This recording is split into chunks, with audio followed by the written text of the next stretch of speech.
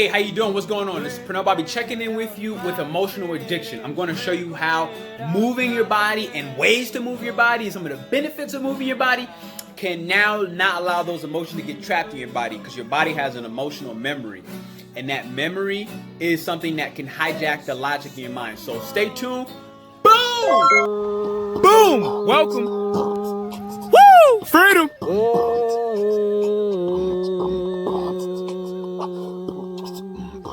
Alchemy. Science. More life.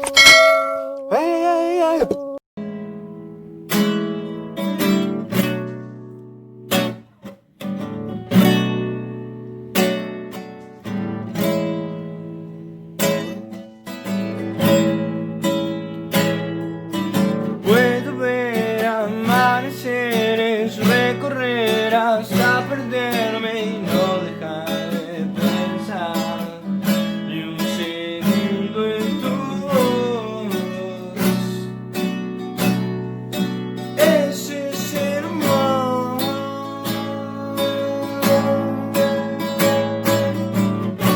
Y será lo que tenga que ser, siempre es así. Siempre es así. Que el viento te traiga hasta mí, que sea hoy, que sea hoy.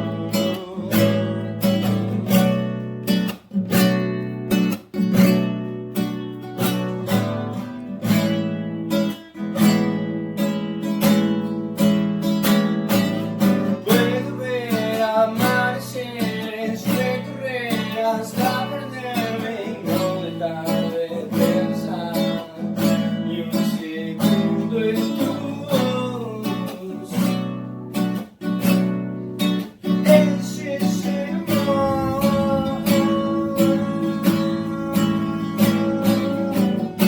Y será lo que tenga que ser, pues que sea hoy, que sea hoy. Que el viento te traiga hasta mí, que sea hoy, que sea hoy. Puedo ver amaneceres, recorrer hasta perderme, no dejar de pensar. And here we go. You're breathing in deep from the nose. Notice, I actually told him to expand his belly. When you do that, you allow the air to get into the lungs from the place you need it. Go straight up, not just through the chest, but all the way to the top of your brain. Okay? This is huge because you can get that more oxygenated breath into the brain, and it's going to change your life. First, it does start with the belly. Okay? When you start breathing, you hold your nose. This is a very complicated technique. And you see here, I've had a lot of training with this, but it's okay. Felipe is doing amazing, and he's going to be able to get his breath to come back very, very soon. But it starts with that belly. When you learn how to breathe properly, you can challenge yourself if you're an experienced breather. Bring it straight up to the center of your pineal gland where your third eye rests. You can rest down easily, okay? You want to easily let the air exhale back out of your body, and instead of just which is really, really what happens in the beginning as you're training your breath. Okay, we're going to get ready to go for another one of the mirror drill. Boom, bow, boom, bow. But let's get you right back into why you're really here with the emotional addiction.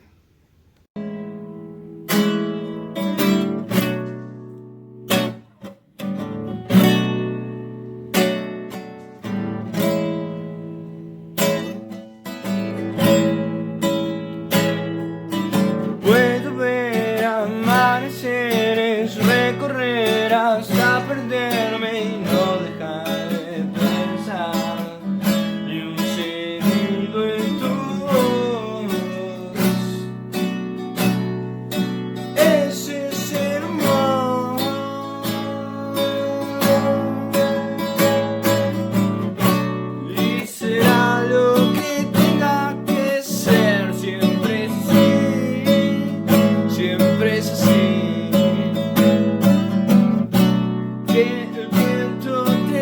that stay tuned long enough, I do have a poem that's going to be talking about the monkey mind, how it continues to run. It tells us these stories that we can break from. You're going to get 3 strong techniques that are going to allow you to break away from this monkey mind, to break away from the emotional addiction that you have in your life.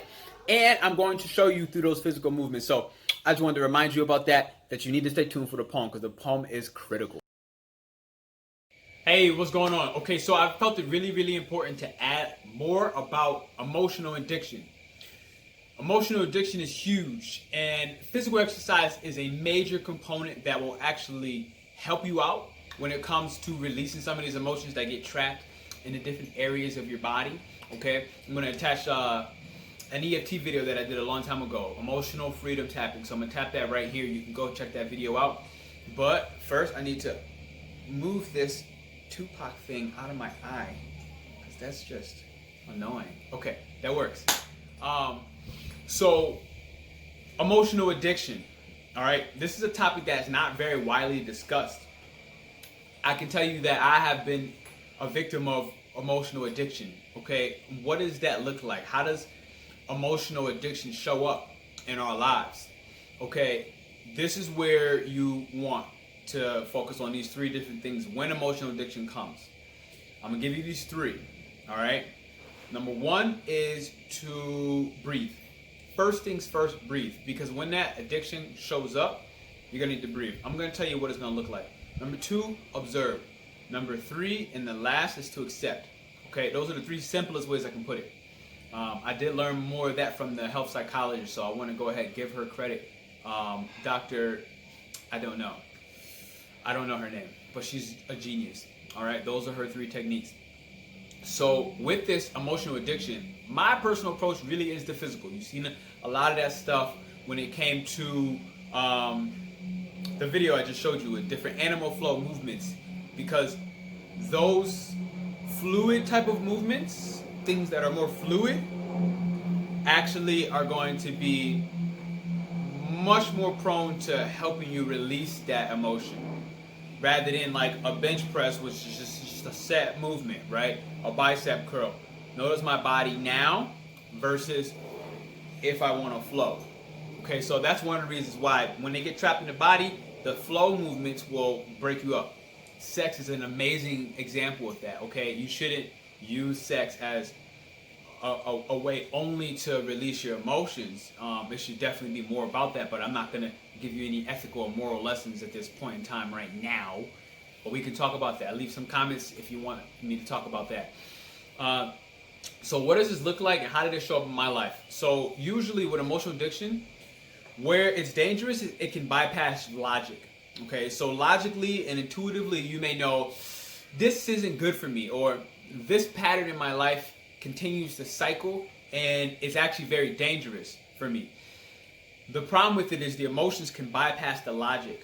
Okay, it can bypass the processes that says this is wrong, or you should change, or this needs to go, or you need to do better, or you should love yourself and accept more. So what happens instead with the emotional addiction, when you come across a pattern, you may, for me at one point when I was younger and I didn't know, it was anger. So I would get so angry. I would just be like, anger would just freaking take over me. I think part of that is because I have that Aries blood in me, and we actually govern the house of anger.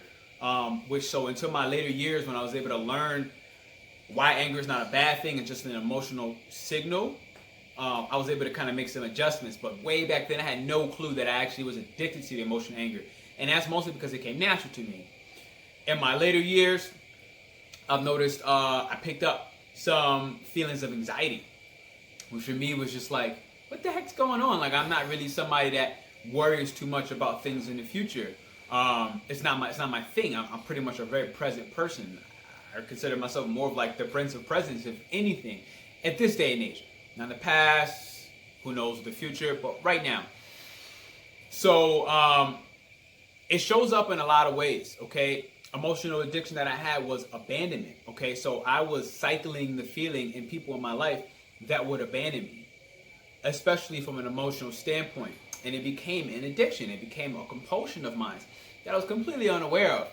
And as I was able to step away and observe, I was able to kind of look at my ego, which really is something that's trying to protect you, right?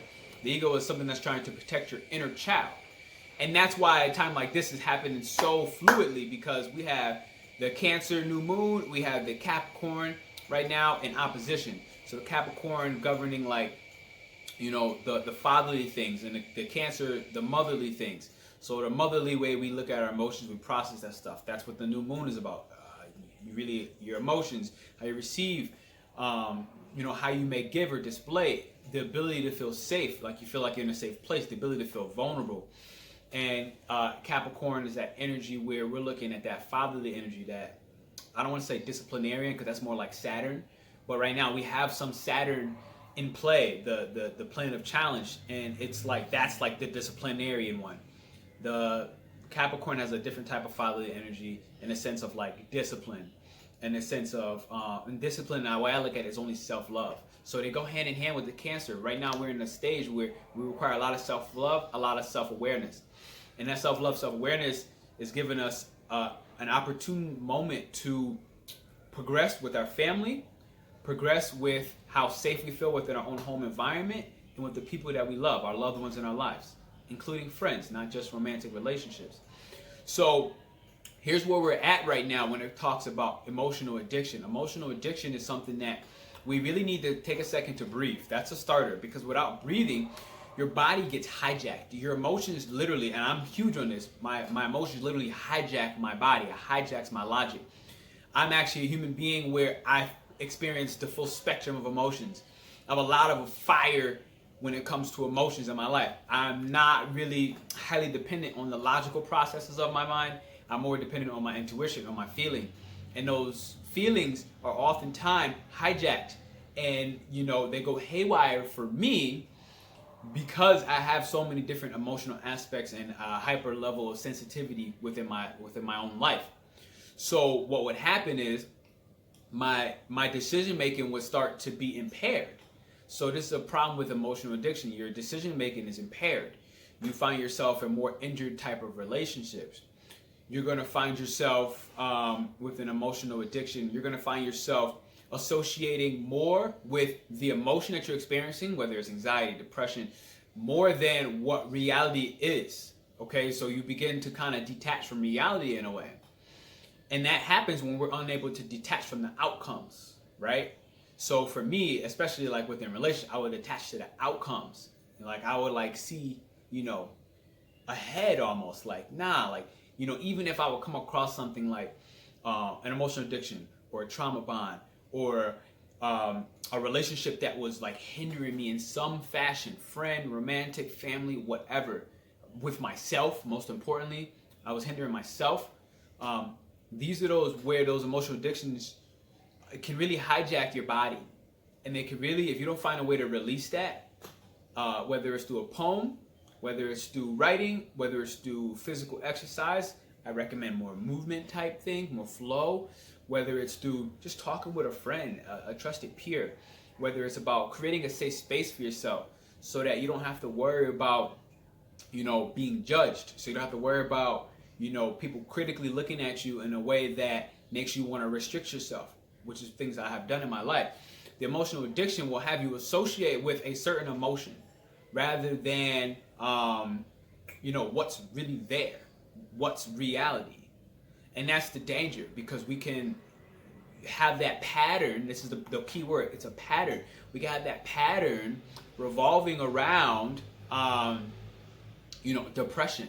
So every time you need that, you know, that fix, or you need that to feel like you want to try to feel like yourself, what happens is we go to the familiar feeling of the emotion that we tend to consistently resonate with.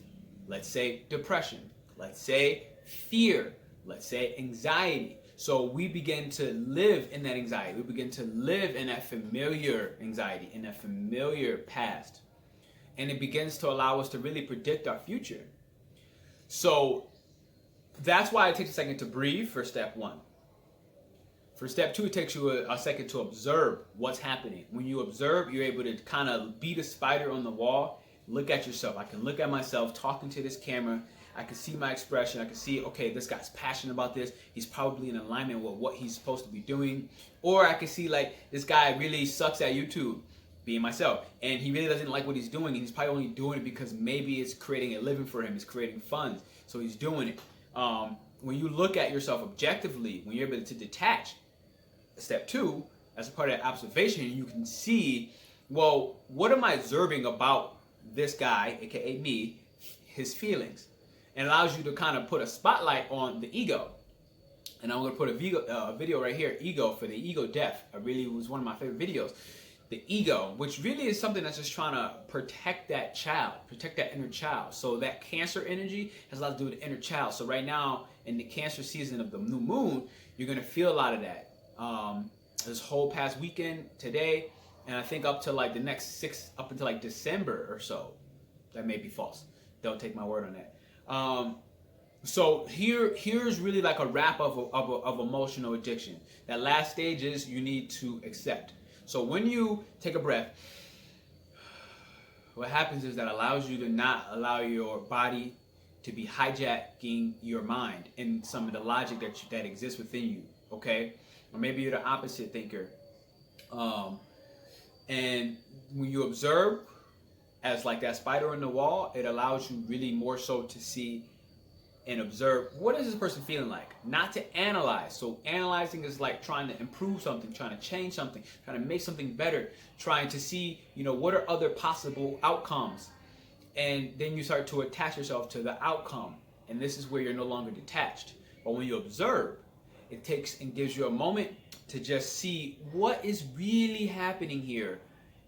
Outside of the fact that Pernell is angry right now, he's depressed, he's sad. What is really happening? Why am I observing this anger, or am I observing this sadness? Then you can see, okay, I'm observing that every time in this particular relationship, I move forward, or, yes, let's say I, because I'm speaking of myself, I move forward, or I try to commit, or I try to do better, or I try to, give more of myself. That balance of receiving is absent, or it actually flees and it eludes me more. And then the automatic emotional response, the addiction that I have, is feelings of I'm not loved. I'm not loved. And I would urge for this feeling of feeling loved and look for any little spike in attention, which may not be from that relationship, whatever that may be, friend, romantic, parental. And I look for that spike. I look for that attention, that urge to feel love. And so that emotional addiction would be revolved around like the abandonment, or like that emotional addiction would be around that feeling of being loved. So I will go chase that in other areas of my life, whatever that may be. And a lot of us do this. And usually it's a very set emotion. This is why step 1 is to breathe. Because if you don't breathe and your body's being hijacked by your emotions, you're going to struggle. I don't want to say can't. I don't like that word. You're going to struggle to be able to observe appropriately. Okay? You're going to observe from these goggles that are like this. And it has you looking through this little lens. And that lens happens to always be the same emotion. Anxiety. Or I want to feel loved. Or I don't want to be abandoned. Okay? And so we act from a place that's not safe. That's why you need to breathe. To act from a place and logically and emotionally in unison, not just one ruling the other, in unison, find that safe place. Once you do, then you can observe from that safe place. And once you do, then you can accept what you see, okay? This is the last part and the toughest part sometimes. I think the observation is tough because we have to learn how to get to breathe first. And a lot of people in this culture, in this society, are not breathing. They don't have we need to find more ways to break that emotional energy, that emotional pattern of addiction, to get to the point of observation, okay? So maybe the breathing is obviously the most important part, or finding an outlet to get yourself to that place where you can observe from a safe space. Then when you get there, then it's like, oh my God, it's a whole nother challenge. Like, I have to observe, like, without trying to change things, without trying to do something different. That's tough. All right, and then you got the last piece where it's like acceptance, which honestly, all three of them may be equally difficult because they all require a new level of commitment to yourself. Trying to breathe when you want to just die, when you feel like you can't breathe at all. Trying to observe when you want to sit there and change things. Trying to accept when you really don't like what you see about yourself, right? So now you're at this point of acceptance, like, okay, now you can see something, but you don't like what you see. You don't want that to be a part of it. You're like, ew, I'm like, what? ... You can fill in the blanks yourself. I won't give you any. I'm like, what? No. And then we hit denial sometimes. That's not me. Or we don't have denial, but we're like, I don't want to be this person. Instead of just accepting that this is who you innately are. And somewhere along the way, because you didn't have that safe space before, you begin to critically judge yourself as well. This is a problem, ladies and gentlemen. This is where we need to take those 3 steps. Breathe, observe, accept. 1, 2, 3, the emotional addiction will lose its power. Recognize that this is a process. This is something that requires work. It's like a tool, and it needs to be sharpened, okay? Iron sharpens iron here. And you can't expect to just breathe once, observe once, accept yourself for one thing, and then everything else is going. It's a lifelong journey. You are never going to ever hit a point of like this certain level of enlightenment that it seems so many people are chasing, okay? You're never going to ever hit this point where you're just perfect.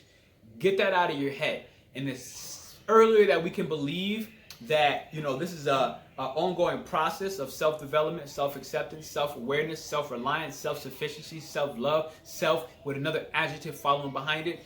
And we realize that we are in a spiritual war, the age of the Aquarian, a moment in time where humanity is no longer going to be able to keep canceling the culture out. You are going to find yourself in a better place. You're going to find yourself less of a victim from things like emotional addiction. And you're going to be able to tune in with videos like this to realize that, you know, one of the best ways is through the body, quite frankly, because the body houses your emotions. And those emotions that are housed in your body, they have a memory, okay? They have a memory. So when you lay in bed all day, your memory is triggered. Even if you were waking up in a good mood, you lay in bed all day, your memory is triggered from the times when you laid in bed all day and you were depressed. And now you can start to experience that emotion of depression, let's say. And then your day is no longer where it needs to be because your body had a memory. And that memory within your body says, well, if he's laying down and he's laying down past his alarm clock, he's probably depressed. That may not really be the scenario, but your emotions will hijack your logic and then you start to feel it. So what's important about this is this is not fake, ladies and gentlemen. Quite frankly, partially this is science. Partially this is spiritual. And partially this is just not fake. Even though when you observe and you recognize that your ego is leading the charge and is putting you in a position where you kind of don't want to be with this addiction, only because it's trying to protect that inner child that doesn't feel safe, we need to really recognize that those emotions are still very real. They're very valid, okay? Just because the observation will show you that actually this is not what I'm experiencing, that does not mean that your emotions has not already hijacked you and has not already put you in a position where you're feeling like, I can't breathe. Okay, so this is huge. I want to now give you a poem. I want to thank you for staying tuned with me. I want to give you this poem about the monkey mind. I wrote this maybe a couple of days ago, and I think it'll really help you. It's another outlet. It's another way that I was able to say, I want to give you some real outlets, not just the physical, not just the writing, not just the mental, not just the talking to people. I want to give you some real outlets. And so listen to this poem. Stay tuned, ladies and gentlemen. This is just on the spur. This is no rehearsement. This is the poem. I wrote this yesterday, and it's called Monkey Mind, okay? So stay with me here. I'll show you the tree. All right, here we go. To observe is considered absurd, especially in Western culture. We study ancient texts, practice yet wonder what's next. To analyze is to demonize what's meant to be left alone. The fear to be left alone is the absence of love, shalom. We'd rather move, scurry, stay busy, seek attention, not living in cities across the world. An escape artist slithers in the mountains of grass until snake charmers summon the translucent dance of mask. Eventually, the trance is over. What's left? The remnants of Noah. What's next? The repeated question over and over.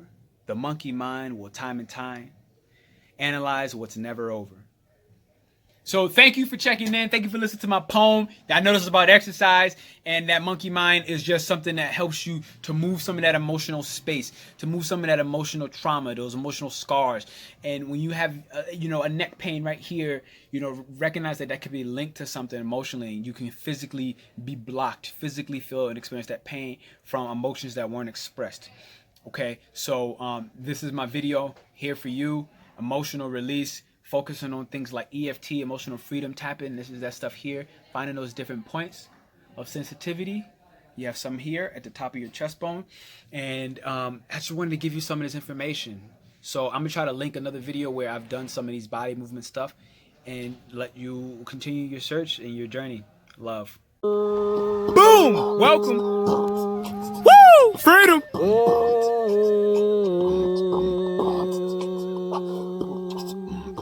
Alchemy.